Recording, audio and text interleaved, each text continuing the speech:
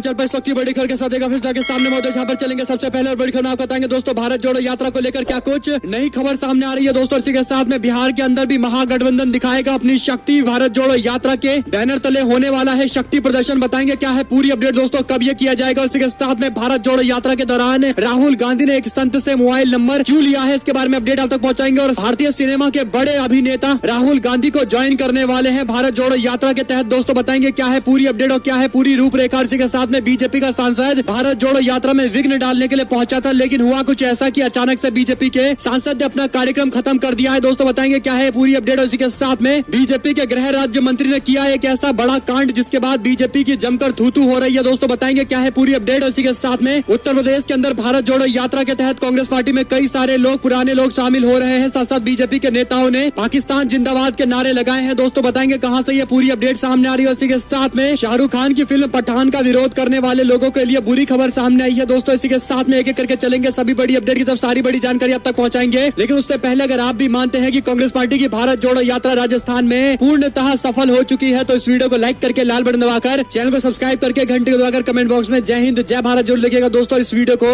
अपने लोगों तक शेयर करना बिल्कुल भूलेगा। चलते हैं सबसे पहले और बड़ी खबर की तरफ, जहां पर आपको बता दें कि बीते दिन राहुल गांधी की भारत जोड़ो यात्रा दौसा जिले के सिकराय में पद यात्रा करती दिखाई दी है दोस्तों। लेकिन इस दौरान राहुल गांधी ने सीकर के संत नेकी महाराज से मुलाकात की। दोनों के बीच में तकरीबन 25 मिनट तक मुलाकात हुई है। इसके बाद माना जा रहा है कि राहुल गांधी ने संत से धार्मिक मामलों को लेकर चर्चा की और बाद में राहुल गांधी ने संत से पूछा कि साधु संतों को कांग्रेस पार्टी से कैसे जोड़ा जाए। संतों ने जवाब देते हुए कहा कि एक साधु का सम्मेलन करवाना चाहिए। राहुल गांधी ने संतों से यात्रा से जुड़ने के लिए कारण पूछा तो उन्होंने कहा कि मैं आपके विचारों से प्रभावित हूँ, इसीलिए मैंने ये भारत जोड़ो यात्रा पद यात्रा करने का फैसला लिया है। जिसके बाद राहुल गांधी ने संत का नंबर लिया दोस्तों। और इसके बाद देखते हैं कांग्रेस पार्टी किस तरीके से संत समाज को आने वाले दिनों के अंदर अपने साथ में जोड़ पाएगी। चलते हैं एक और बड़ी खबर की तरफ, जहां पर राहुल गांधी की पद यात्रा से जुड़ी हुई कुछ तस्वीरें आप लोग देख सकते हैं दोस्तों। दौसा जिले के अंदर ये बड़ी खबर सामने आ रही है। इसी के साथ में आपको बता दें कि राहुल गांधी की पद यात्रा में शामिल होने जा रहे हैं भारतीय सिनेमा के एक बड़े अभिनेता। आपको बता दें कि कमल हसन 24 दिसंबर को पूर्व कांग्रेस पार्टी के अध्यक्ष राहुल गांधी की भारत जोड़ो यात्रा में शामिल होंगे। दरअसल दोस्तों राहुल गांधी की यात्रा 24 दिसंबर को दिल्ली पहुंचेगी, जहां पर अपने पार्टी कार्यकर्ताओं के साथ खुद कमलनाथ भी मौजूद रहने वाले हैं। और कमलनाथ को कांग्रेस पार्टी ने भारत जोड़ो यात्रा में शामिल होने के लिए बुलाया था। आपको बता दें कि कमल हसन एक अभिनेता भी है दोस्तों और इसी के साथ में एक नेता भी है। उन्होंने अपनी पॉलिटिकल पार्टी बना रखी है जो तमिलनाडु के अंदर चुनाव भी लड़ती है और ऐसे में उनका भारत जोड़ो यात्रा में शामिल होना कहीं न कहीं कांग्रेस पार्टी को और मजबूत करेगा दोस्तों। और एक और बड़ी अपडेट की माने तो राजस्थान की राजनीति में भूचाल लाने वाले भारतीय जनता पार्टी के सांसद को आखिरकार अशोक गहलोत ने शांत कराया है दोस्तों। आपको बता दें कि बीजेपी के राज्यसभा के सांसद किरोड़ी लाल मीणा राहुल गांधी के विश्राम वाले टेंट के बाहर धरना दे रहे थे, जहां पर राहुल गांधी आज पहुंचने वाले हैं दोस्तों। और ऐसे में किरोड़ी लाल मीणा से बात करने के लिए पुलिस प्रशासन और ब्यूरोक्रेसी के सारे लोग जुट गए। हालांकि किरोड़ी लाल मीणा नहीं मान रहे थे दोस्तों। इसके बाद अशोक गहलोत ने किया कुछ ऐसा कि किरोड़ी लाल मीणा अपना धरना खत्म करके चले गए हैं। हालांकि ये जानकारी नहीं मिल पाई है कि उन्होंने ऐसा क्या किया कि किरोड़ी लाल मीणा ने अपना धरना खत्म कर दिया है। कई सारे लोग कई तरीके के दावे कर रहे हैं, लेकिन एक बात तय है कि राजस्थान के अंदर अशोक गहलोत सच में जिस तरीके की राजनीति करते हैं उसे जादूगरी ही कहा जा सकता है दोस्तों। और इतने बड़े बीजेपी के नेता अशोक गहलोत के इंटरवीन करने के बाद मान गए तो कहीं न कहीं अशोक गहलोत के राजनीतिक अनुभव काम आया है। आप लोग इस पर क्या कुछ टिप्पणी देना चाहेंगे लिखकर जरूर बताएगा। और एक और बड़ी खबर की माने तो कांग्रेस पार्टी के गढ़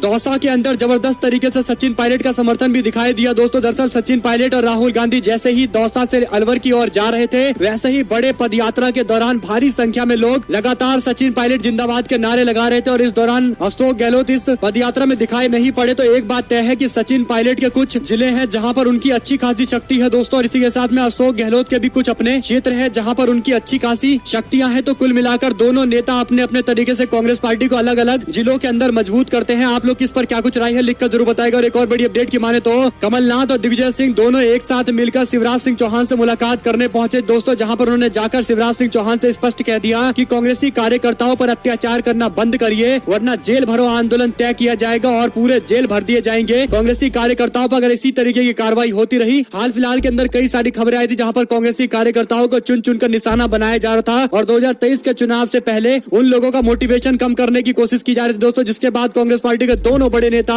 अपने गुटबाजी को छोड़कर साथ में आए और एक साथ मिलकर शिवराज सिंह चौहान से जाकर स्पष्ट कह दिया है कि कांग्रेसी कार्यकर्ताओं को परेशान करना बंद करिए, वरना कांग्रेस पार्टी अपना कोर्स ऑफ एक्शन लेगी जिसमें जेल भरो आंदोलन शुरू किया जाएगा। और एक और बड़ी अपडेट ये है कि कांग्रेस पार्टी के उत्तर प्रदेश के भारत जोड़ो यात्रा में दोस्तों जबरदस्त समर्थन मिल रहा है। आपको बता दें कि कांग्रेस पार्टी के प्रदेश अध्यक्ष ब्रजलाल खाबरी रविवार को मथुरा मथुरा पहुंचे, जहां पर मथुरा के औरंगाबाद इलाके में आयोजित एक कार्यक्रम में शामिल होने पहुंचे। और इस दौरान दोस्तों भाजपा के नेता कुंवर सिंह निषाद को कांग्रेस पार्टी से सदस्यता दिलाई गई है। इस दौरान प्रदेश कांग्रेस के अध्यक्ष ने बीजेपी पर बयान देते हुए कहा कि जिसने देश के बारे में सोचा वो बीजेपी में कभी नहीं रह सकता है। प्रदेश अध्यक्ष ने बीजेपी के नेता का पार्टी में स्वागत करते हुए कहा कि भारत जोड़ो यात्रा को और स्पीड के साथ हम पूरे प्रदेश भर के अंदर फैलाने जा रहे हैं। इसी के साथ में बिलावल भुट्टो के द्वारा दिए गए बयान पर बीजेपी ने पूरे देश भर के अंदर प्रदर्शन का आह्वान किया था दोस्तों। और ऐसे में भारतीय जनता पार्टी के लोग कर्नाटका के अंदर पाकिस्तान जिंदाबाद का नारा लाइव टीवी पर लगा रहे थे। और इसका वीडियो शेयर करते हुए कई सारे लोगों ने पूछा है कि वो पत्रकार कहाँ है जिन्हें कांग्रेस पार्टी के हर रैली में इसी तरीके का नारा दिखाई देता है, जिसके बाद ये लोग अपने कार्यक्रम करते हैं, कांग्रेस पार्टी को देशद्रोही पार्टी बताने की कोशिश करते हैं दोस्तों। और ऐसे में भाजपाई लाइव टीवी पर पाकिस्तान जिंदाबाद का नारा लगा रहे थे और इस पर अब कोई कार्रवाई अभी तक नहीं की गई है। आपको बता दें कि बीजेपी के नेता पाकिस्तान का विरोध करते करते पाकिस्तान जिंदाबाद के नारे लगाने लगे दोस्तों। और इसके बाद बीजेपी के आसपास खड़े नेताओं को पता चला कि उन्होंने कुछ गलती से बोल दिया, तो इसके बाद बीजेपी के लोग एक दूसरे को चुप कराते हुए नारे को बदलते हुए दिखाई दिए। तो कुल मिलाकर बात यह है कि अगर इस तरीके की गलती कांग्रेस पार्टी कार्यकर्ताओं से हो जाए या फिर उनकी रैली में ऐसा कुछ हो जाए दोस्तों, तो इसे लेकर जबरदस्त बवाल खड़ा कर दिया जाता है। और यही बड़ा कारण है कि गोदी मीडिया के एंकरों को ट्वीट करते हुए लिखा गया है कि सुधीर चौधरी जी और अमन चोपड़ा जी कम से कम इस पर एक शो तो कर ही के दिखा दीजिए। बीजेपी के नेता पाकिस्तान जिंदाबाद का नारा लगा रहे हैं, कम से कम एक कार्यक्रम तो बनता ही है। आप लोग की क्या कुछ राय है दोस्तों, लिखकर जरूर बताएगा। और एक और बड़ी अपडेट की माने तो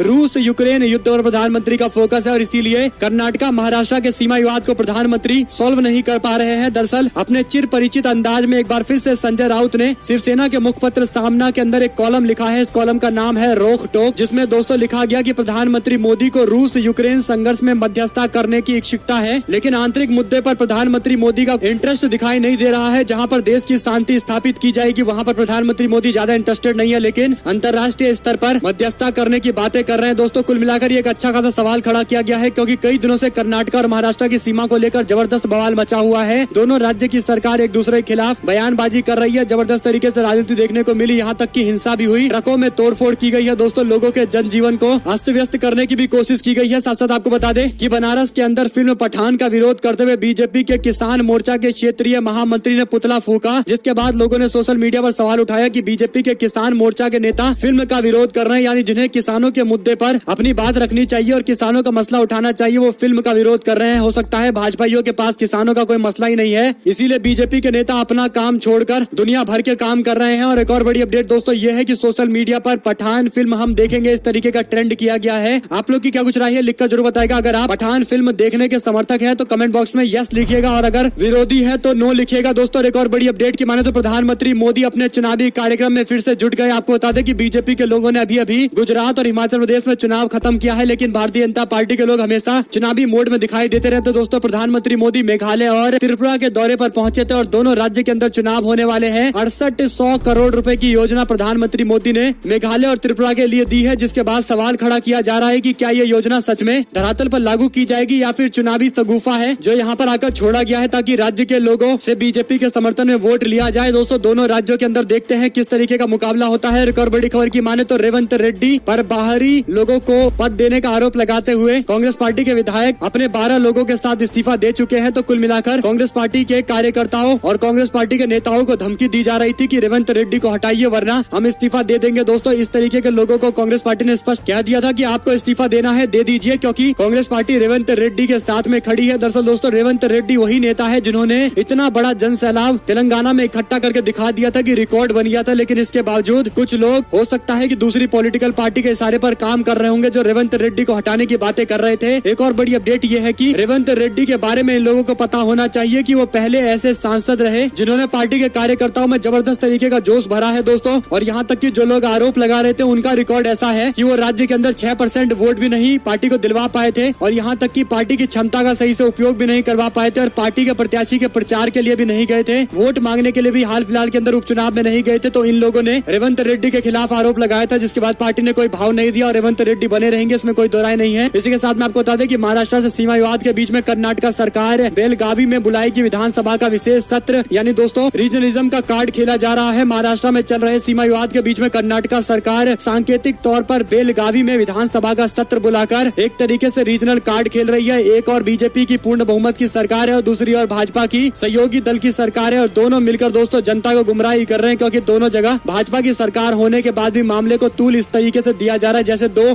राज्य के अंदर अलग अलग पॉलिटिकल पार्टी की सरकार हो और एक दूसरे से टकराव हो रहा हो, ऐसा बिल्कुल नहीं है। आप लोग समझ सकते हैं दोस्तों कि कर्नाटका में बीजेपी की सरकार चुनाव की तैयारी कर रही है और इसीलिए रीजनल एस्पिरेशन को और ज्यादा बढ़ाने की कोशिश की जा रही है, खासकर अस्मिता का कार्ड खेला जा रहा है। ऐसे में जनता इस पर किस तरीके से रिस्पॉन्ड करेगी ये तो आने वाला दिन बताएगा, लेकिन एक बात तय है कि ये पूरी तरीके से विवाद खड़ा किया गया है दोस्तों, एक तरीके का राजनीतिक विवाद है जिसे जानबूझकर खड़ा किया गया है। और एक और बड़ी अपडेट की माने तो दैनिक भास्कर के सर्वे में राजस्थान को लेकर कुछ टिप्पणियां की गई है दोस्तों। दरअसल राजस्थान में तकरीबन 49% लोग ऐसे हैं जो राजस्थान की सरकार से सेटिस्फाइड है, जबकि 44% लोग अनसेटिस्फाइड है। बेहतरीन स्कीम के बारे में जो सवाल पूछा गया तो चिरंजीवी स्कीम को 80% लोगों ने अपना समर्थन दिया है, जबकि स्कूल और कॉलेज की स्कीम्स को लेकर 13% लोगों ने समर्थन किया है। अर्बन मनरेगा को लेकर 3% लोगों ने समर्थन दिया है। दोस्तों कुल मिलाकर इस सर्वे से एक कंक्लूजन निकलता है कि राजस्थान के अंदर अशोक गहलोत सरकार को लेकर ये बात स्पष्ट हो चुकी है कि गहलोत सरकार को ज्यादातर लोग सपोर्ट कर रहे हैं। दोस्तों इसी के साथ में खतौली के अंदर भाईचारा कार्यक्रम के दौरान पहुंचे जयंत चौधरी ने सोशल मीडिया पर पोस्ट भी किया, खतौली धन्यवाद, भाईचारा जिंदाबाद। यानी दोस्तों इस रैली को होने से रोकने के लिए प्रशासन ने तमाम ताकत का इस्तेमाल कर लिया था, लेकिन भाईचारा रैली होकर रहेगी। आरएलडी और उनके सहयोगी दल ने स्पष्ट कर दिया था, जिसके बाद अब ये जानकारी सामने आ रही है कि जयंत चौधरी ने अपना कार्यक्रम पूरा किया है। एक और बड़ी अपडेट की माने तो साध्वी प्रज्ञा ठाकुर ने पठान फिल्म को लेकर जो बयान दिया था उस पर स्वरा भास्कर की ओर से टिप्पणी सामने आई है। बीजेपी की सांसद साध्वी प्रज्ञा ने मीडिया से बात करते हुए पठान फिल्म का बहिष्कार करने के लिए कहा। साध्वी प्रज्ञा ने कहा कि पठान फिल्म जिस प्रकार से भगवा रंग का अपमान कर रही है, मैं हिंदुओं से अपील करती हूं कि उनकी कोई फिल्म ना देखे। अगर उनमें हिंदुओं का सच्चा खून है तो कभी भी इस फिल्म को नहीं देखेंगे, इस फिल्म को नहीं चलने देंगे। इस पर अब स्वरा भास्कर की ओर से टिप्पणी सामने आई। दोस्तों उन्होंने कहा कि आतंक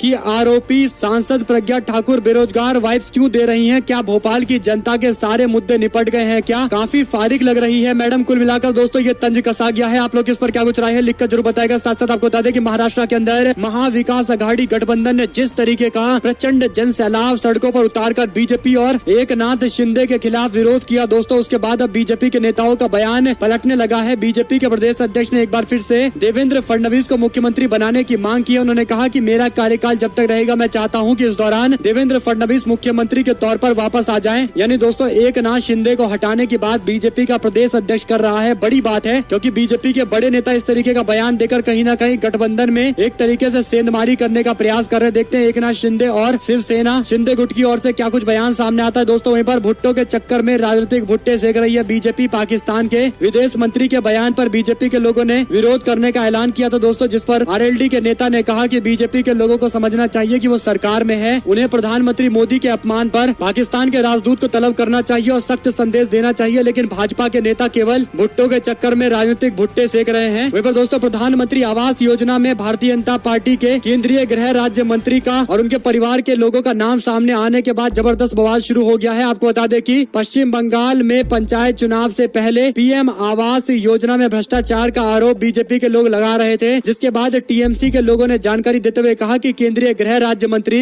निशित प्रमाणिक के पिता के नाम आवास योजना की लिस्ट में है। बीजेपी के मंत्री पर इतने गंभीर आरोप लग गए हैं दोस्तों कि अब इस पर उनको जवाब देना पड़ेगा। आपको बता दें कि भारतीय जनता पार्टी के मंत्री के पिता का नाम आवास योजना में होना कहीं न कहीं भ्रष्टाचार के बड़े संकेत दे रहा है। आप लोग इस पर क्या कुछ राय है लिखकर जरूर बताएगा। और बीजेपी के यही गृह राज्य मंत्री हैं जो कई सारे मामले को लेकर पकड़े गए थे दोस्तों। कई बार कोर्ट ने उनके खिलाफ आरोप भी तय कर दिया था। एक बार फर्जी प्रमाण पत्र का भी मामला सामने आया था और उसके बाद आप लोग जानते हैं कि कई और मामले थे, चोरी का भी एक मामला सामने था। तो बीजेपी के गृह राज्य मंत्री कई सारे मामले को लेकर अभी तक पकड़े जा चुके हैं और ये भी एक बड़ा मामला सामने आया। इस पर इन्वेस्टिगेशन होने के बाद क्या कुछ निकलकर सामने आएगी आप लगातार पहुंचाते रहेंगे। साथ साथ आपको बता दें कि बिहार के अंदर भ्रष्टाचार एक बार फिर से सामने आ गया दोस्तों। बेगूसराय क्षेत्र के अंदर बूढ़ी गंडक नदी पर बन रहा पुल उद्घाटन से पहले ही 2 हिस्सों में बंट गया, जिसको लेकर जबरदस्त बवाल चल रहा है। वहीं पर यूपी में पोस्टर पॉलिटिक्स जारी। शिवपाल यादव के द्वारा अखिलेश यादव को छोटे नेताजी कहे जाने के बाद जगह जगह समाजवादी पार्टी के लोगों ने पोस्टर लगाना शुरू कर दिया है, जिसमें अखिलेश यादव को छोटे नेताजी कहा जा रहा है। यानी शिवपाल यादव के नाम देने के बाद पार्टी के कार्यकर्ता उस नाम को बैनर पोस्टर पर लिखकर कहीं न कहीं आम लोगों और कार्यकर्ताओं तक फैलाने की कोशिश कर रहे हैं दोस्तों। साथ साथ प्रधानमंत्री मोदी एक बार फिर से एक बहुत अजीबोगरीब कपड़े में दिखाई दिए हैं, जिसको लेकर सोशल मीडिया पर लोगों ने ट्वीट करते हुए कहा कि प्रधानमंत्री मोदी हर नए दिन कोई नए कपड़े में दिखाई देते हैं, लेकिन भाजपा के नेताओं को फिल्म में अगर कोई कपड़े पहन ले किसी तरीके का तो बीजेपी के नेताओं की भावनाएं आहत हो जाती है। उनको समझना चाहिए कि प्रधानमंत्री भी तो बार बार अजीबोगरीब तरीके के कपड़े पहनते हैं और ऐसा ही कपड़े पहनने का सबका अधिकार है, लेकिन भाजपा के लोग कुछ कपड़ों को लेकर ऑफेंडेड हो जाते हैं दोस्तों। एक और बड़ी अपडेट की माने तो अमित शाह और ममता बनर्जी ने एक ही कार में किया 200 मीटर का सफर, जिसको लेकर बीजेपी बीजेपी ने दी सफाई। सीपीएम बोली, कहा सीबीआई से बचने के लिए दोनों नेताओं ने 15 से 20 मिनट तक बैठक की है और कहीं न कहीं बीजेपी और टीएमसी दोनों मिली हुई है। दोस्तों, इस तरीके का आरोप सीपीएम ने लगाया है। साथ साथ बिहार के अंदर जहरीली शराब से मौत के मामले पर एनएचआरसी ने संज्ञान लेते हुए बिहार सरकार को नोटिस थमाया है और मामले पर जांच के लिए एक टीम भी भेजी जाएगी। आपको बता दें कि बिहार के मुख्यमंत्री नीतीश कुमार ने कहा था कि अगर कोई शराब पीकर मरेगा इलीगल तरीके से तो उसको कोई कॉम्पनसेशन नहीं दिया जाएगा और एक तरीके से दोस्तों शराब पीने वाले के खिलाफ ही कार्रवाई हो सकती है। और इसके बाद अब एनएचआरसी ने मामले पर संज्ञान लेते हुए टीम भेजने का फैसला लिया है। वहीं आपको बता दें कि तमिलनाडु में डीएमके और बीजेपी के बीच में जुबानी जंग देखने को मिल रही है। दोस्तों, डीएमके के नेता और तमिलनाडु सरकार के मंत्री सेंथिल बालाजी ने प्रदेश भाजपा के अध्यक्ष अन्नामलई की महंगी घड़ी पर सवाल खड़े कर दिए। उन्होंने अन्नामलई की कलाई पर 5 लाख की घड़ी का मुद्दा उठाया। आरोप लगाया गया कि जो उन्होंने घड़ी बांध रखी है इसका उनको रसीद दिखाना चाहिए। ये 5 लाख की घड़ी वो कहां से लेकर आए। इस मुद्दे को लेकर अब दोनों पार्टियों के बीच में वाक युद्ध देखने को मिला। गौरतलब है कि तमिलनाडु भाजपा के प्रमुख अन्नामलई ने बेल एंड रॉस कंपनी की सीमित संस्करण वाली राफेल घड़ी पहन रखी है। दोस्तों, इस पर तमिलनाडु सरकार के मंत्री ने सवाल खड़ा किया है, जिस पर जवाब देते हुए बीजेपी के नेता कह रहे हैं कि कोई रसीद नहीं दिखाया जाएगा। लेकिन सवाल ये खड़ा होता है कि अगर भाजपा के नेता वाकई गरीबों की बात करते हैं तो कम से कम इस तरीके के सवालों का जवाब जरूर देना चाहिए कि उनके हाथों पर ये जो 5 लाख की घड़ी है ये कहां से आई। हालांकि बीजेपी के लोग बैकफुट पर दिखाई दे रहे हैं। दोस्तों, इस मामले पर जवाब नहीं दे पा रहे। साथ साथ जाति से बाहर शादी करने पर हर साल सैकड़ों लोग मारे जाते हैं। इंटरकास्ट मैरिज पर बोले chief justice of India DY Chandrachud. उन्होंने कई और मसले उठाए हैं। दोस्तों, इसी के साथ में भगवा रंग का अपमान बताने वाले हिंदू संगठन ने धमकी दी है। कहा पठान फिल्म को किसी भी सिनेमा हॉल में लगाया जाएगा तो वहां पर जाकर हम उस हॉल में आग लगा देंगे। इस तरीके का बयानबाजी किया गया है। दोस्तों, एक और बड़ी अपडेट की माने तो गाय से दूध तो सब निकालते हैं, हम तो बैलों से दूध निकाल कर आए। इस तरीके का बयान गुजरात चुनाव को लेकर अरविंद केजरीवाल ने दिया है। हालांकि इस बयान का मतलब हमें समझ में नहीं आया। दोस्तों, आप लोग को अगर समझ में आया हो तो शालीन भाषा में लिखकर जरूर बताएगा। और एक और बड़ी अपडेट की माने तो मध्य प्रदेश के मिनिस्टर को बना देना चाहिए सेंसर बोर्ड का चेयरमैन, यानी मध्य प्रदेश के मिनिस्टर नरोत्तम मिश्रा के द्वारा आए दिन कोई न कोई ऐसा बयान दिया जाता है दोस्तों जिसको लेकर विवाद खड़ा हो जाता है। उन्हें किसी भी खान की फिल्म या म्यूजिक से कोई न कोई समस्या जरूर रहती है। दोस्तों, ऐसे ही पठान फिल्म को लेकर भी उन्हें बड़ी समस्या है और इसी पर तंज कसते हुए आरजेडी के सांसद मनोज झा कह रहे हैं कि मध्य प्रदेश के मिनिस्टर को बना दीजिए सेंसर बोर्ड का चेयरमैन। वही तय कर लेंगे कि कौन सी फिल्म से समाज सुधरेगा और कौन सी फिल्म से समाज बिगड़ रहा है, कौन सी फिल्म के किस सीन को हटाना चाहिए, कौन सा म्यूजिक का बोल नहीं होना चाहिए और इस तरीके की चीजें वो खुद डिसाइड कर ले, क्योंकि वो सेंसर बोर्ड की तरह बातें कर रहे हैं। साथ साथ दोस्तों, मैनपुरी के उपचुनाव में जिस तरीके से समाजवादी पार्टी ने परफॉर्मेंस दिया है उसके बाद असंतुष्ट नेताओं में भी जबरदस्त उम्मीद जागी है। मैनपुरी के संसदीय उपचुनाव में डिम्पल यादव की जीत और अखिलेश यादव शिवपाल यादव के बीच में घनिष्ठता के बीच समाजवादी पार्टी के असंतुष्ट नेता और पूर्व सहयोगी भी राज्य के अंदर मुख्य विपक्षी दल के साथ एक बार फिर से आगे बढ़ने की संभावनाओं को छान रहे हैं। दोस्तों, आपको बता दें कि ऐसे में कयास ये लगाए जा रहे हैं कि सपा यदि उत्तर प्रदेश के स्थानीय निकाय चुनाव में ठीक ठाक प्रदर्शन करती है तो 2024 में होने वाले लोकसभा चुनाव से पहले कुछ गैर भाजपा दल एक साथ आकर समाजवादी पार्टी के साथ मिल सकते हैं, जिसमें सुभाषपा और अपना दल पार्टी भी शामिल होने के लिए जल्द सामने आ सकती है। दोस्तों, एक और बड़ी अपडेट की माने तो भाजपा ने हिंदुत्व के एजेंडे को दरकिनार किया है। कर्नाटका के चुनाव से पहले बीजेपी के हिंदुत्व के कार्ड पर सवाल खड़ा कर दिया गया। दोस्तों, कर्नाटका में चुनावी अखाड़े में उतरने की योजना बना रही श्री राम सेना के प्रमुख प्रमोद मुतालिक ने भाजपा पर बड़ा हमला बोला है। मुतालिक ने कहा कि बीजेपी ने हिंदुत्व के एजेंडे को दरकिनार कर दिया है। उडुपी में शनिवार को संवाददाताओं को संबोधित करते हुए मुतालिक ने कहा कि वो राज्य विधानसभा में हिंदुओं की आवाज का प्रतिनिधित्व करना चाहते हैं। इस महीने के अंत तक अपनी उम्मीदवारी और निर्वाचन क्षेत्र की घोषणा करेंगे, यानी चुनावी मैदान में उतरने वाले हैं मुतालिक, जो श्री राम सेना के नेता हैं। दोस्तों, ऐसे में भारतीय जनता पार्टी के खिलाफ मैदान में उतरने की बात कहकर उन्होंने कहीं न कहीं एक तरीके से हंगामा मचा दिया है। दोस्तों, एक और बड़ी अपडेट यह है कि जिग्नेश मेवाड़ी ने कहा कि अंग्रेजों के तलवे चाटकर पनपी भाजपा के मंत्री जगदीश विश्वकर्मा ने कल मेरे मत क्षेत्र वडगांव के मतदाताओं को वोट न देने पर देश के गद्दार और राष्ट्र विरोधी बताया। भाजपा के शीर्ष नेतृत्व को यह सवाल पूछा जाना चाहिए कि क्या बीजेपी के खिलाफ वोट देने वाला राष्ट्र के साथ गद्दारी कर रहा है। जिग्नेश मेवाड़ी ने दोस्तों जबरदस्त तरीके से बीजेपी के नेताओं पर सवाल खड़ा किया है। वहीं आपको बता दें कि नकली शराब के सेवन से पिछले साल और उससे 5 साल पहले कुल मिलाकर आंकड़े जो इकट्ठा किए गए हैं दोस्तों, उसके तहत 6 साल में 7,000 लोगों की मौत हो गई है। लोकसभा में पेश किए गए हैं आंकड़े। इसी के साथ में कांग्रेस के अध्यक्ष ने प्रधानमंत्री मोदी से पूछा, कहा देश में चीन पर चर्चा कब होगी, यानी चाइना के मसले को लेकर सरकार किसी भी सवाल का जवाब देने से बच रही है। इस पर असली में चर्चा कब होगी। प्रधानमंत्री मोदी के मन की बात के कार्यक्रम के दौरान भी ऐसा नहीं देखने को मिला दोस्तों, यानी यहाँ भी चर्चा नहीं हुई है। उम्मीद है कि संसद के अंदर ये चर्चा कराई जाएगी, वरना विपक्ष तो विरोध करता ही रहेगा और संसद की कार्रवाई आगे नहीं बढ़ पाएगी। ये बात पूरी तरीके से तय है और जनवरी में होने वाले संसद के बजट सत्र के दौरान भी ये बवाल ज्यादा देखने को मिल सकता है। आप लोग इस पर क्या कुछ राय है लिखकर जरूर बताएगा दोस्तों। और एक और बड़ी अपडेट की माने तो बीजेपी के नेता राजवर्धन सिंह राठौर ने बयान देते हुए कहा कि जब राहुल गांधी के नानाजी सो रहे थे तो भारत की 37,000 स्क्वायर किलोमीटर जमीन चीन को गवा दी भारत ने। जिस पर जवाब देते हुए सुरेंद्र राजपूत ने कहा कि उस वक्त तुम्हारे और साहेब के नाना क्या कर रहे थे। राजवर्धन सिंह राठौर पर इस तरीके से तीखी टिप्पणी की गई है। दोस्तों आप लोग क्या कुछ राय देना चाहेंगे, लिखकर जरूर बताएगा। साथ साथ आपको बता दें कि महाराष्ट्र के अंदर लोकायुक्त पर अन्ना हजारे कमेटी की रिपोर्ट को एकनाथ शिंदे ने मंजूरी दे दी है। देखते हैं ये लागू होता है या फिर बीएमसी के चुनाव से पहले इस तरीके का एक ढकोसला ये साबित होने वाला है। वहीं पर अमेरिका चीन के रास्ते पर चलने से नहीं होगा भारत का विकास, ये बयान दे रहे हैं मोहन भागवत। आपकी इस पर क्या कुछ राय है दोस्तों, लिखकर जरूर बताएगा। जुड़े दोस्तों का बहुत बहुत धन्यवाद। देख रहे थे आपका अपना चैनल जय हिंद जय भारत वंदे मातरम। दोस्तों इस वीडियो को अपने लोगों को शेयर करना तो बिल्कुल मत भूलिएगा। बहुत बहुत धन्यवाद। जय हिंद जय भारत वंदे मातरम।